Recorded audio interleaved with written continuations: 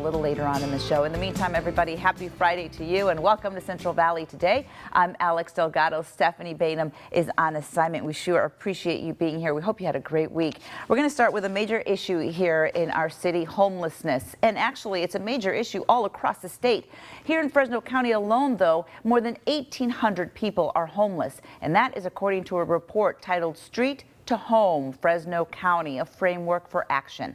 So now local leaders and organizations are taking action to get folks off the streets and back on their feet. Joining us now with more on the new Street to Home initiative, our Mayor of Fresno, Mr. Lee Brand. Thank you so much for being here, Mayor. It's always good to see you. And then we have Sean Jenkins with WestCare California. Happy Friday to you, gentlemen. We are tackling today a tough issue. First of all, the Street to You program, or this new program, this was started by you, actually, right, Mayor? Well, yeah, it starts back 2 years ago in Washington, D.C., at the annual Mayor's Conference. And one of the important meetings is the big city mayors get together from San Francisco, L.A., Fresno, Sacramento, and so on. And we all talked about problems that were common, and the most common one, the biggest one we all had, was homelessness. So we agreed that we needed more money directly to the city and to our continuum of care to address this problem.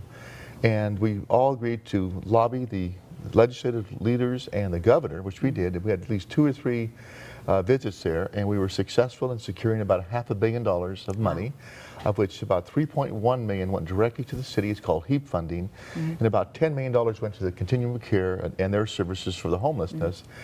And the unique thing about this, the really great thing about this, was that the city and the county worked together, which is not likely on a lot of fronts, but it was perfect. We worked, and it was called Street to Home Fresno County. Street to Home. I apologize because I called it Streets to You. No, it's Streets to Home. Fresno County. Fresno County.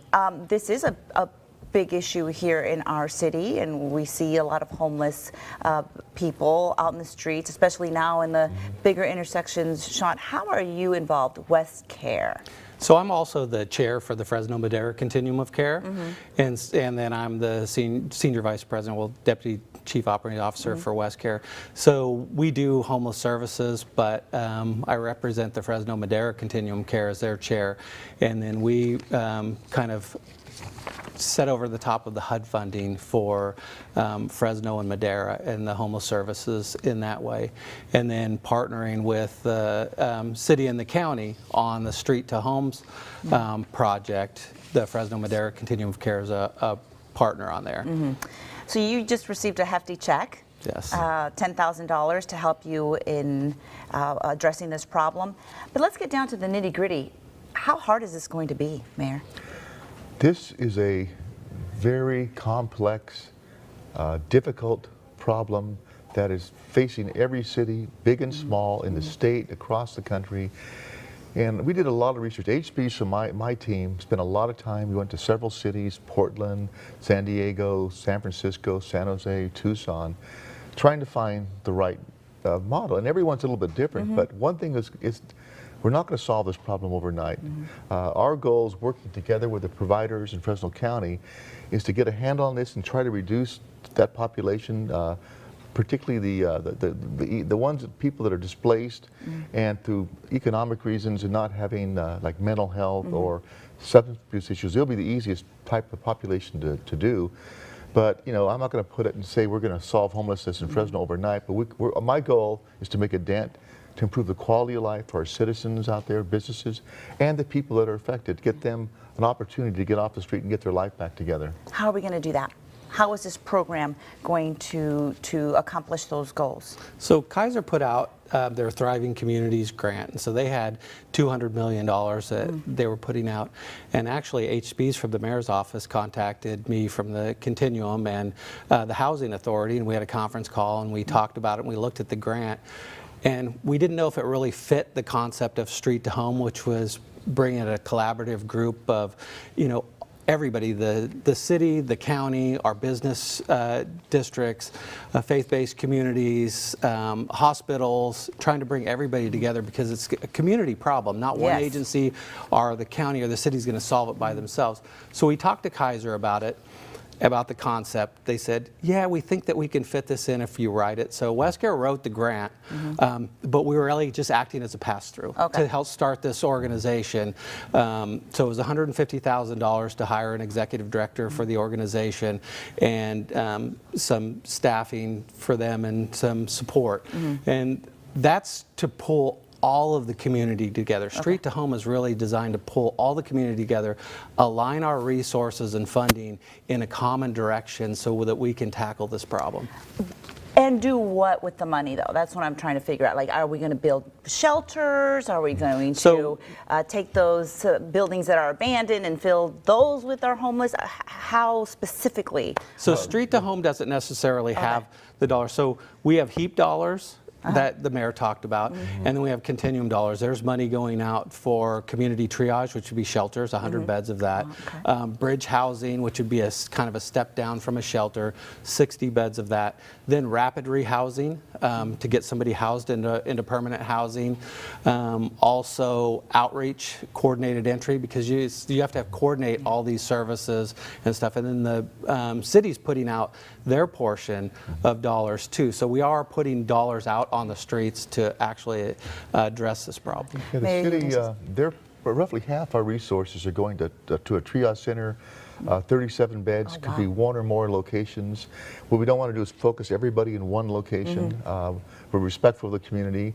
A lot of it's outreach, and the key here is when you go through, you go from the street to the shelter, and from that shelter, which is low barrier, which means you have existing drugs, alcohol, mental health problems, get case management through the providers in the continuum of care, and then get into bridge housing. And at that point in time, you're cleaned up, and eventually permanent housing. So you have to have a backdoor strategy. If you don't, you just got a revolving door that never solves the problem. It's good that you pointed that out, because it is a process. Some people think, well, just put them here, just put them there, and they'll be fine. But there are some homeless people, I'm assuming this, but maybe they don't want to go somewhere where they have to follow rules or where they have to. How are you going to address that problem? That's a tough one. There's a population of roughly 1,800 at the last point in time count, unsheltered in Fresno. And at one time we were over 4,000, so we're one of the better cities in the state of California. But there's a certain segment of that, the chronic homelessness, that have severe mental health problems, severe substance abuse problems, and they're not going to want to accept the offer we give them. But we believe that we can find those people out there that want the help, that we can make a dent in the problem. But it's a huge social problem that there's no quick fixes for. Yeah. And Sean, I've got to ask, because they seem to be everywhere, and I'm sure our viewers can agree with me, even in these intersections that are, you wouldn't expect to find them there. So what do we do? I mean, because obviously they're there and they're begging for money. Do we give them money? What do we do? That's a personal choice for everybody that they have to make on their own. But does that hurt or help?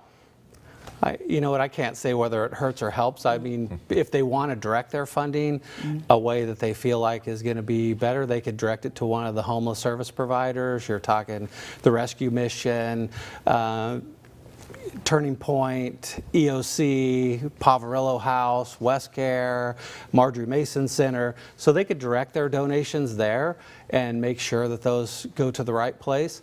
But giving to somebody is a personal choice, and I guess if you feel good about it in the end, that's what matters. I think that the issue of, we have a lot of people out there willing to accept help, and so I think we have to get to those people before we necessarily worry about the ones that don't. And homelessness is a multi-dimensional problem. It's not just one problem, and you have to develop a relationship. Just because you walk up to somebody and say, do you want help? They don't know you, so they're supposed to just divulge their whole life. And I always say, nobody grew up, and when they were growing up and you said, what do you want to do when you grow up? They said, I want to be homeless. But a lot of the people out there that do panhandling are not homeless.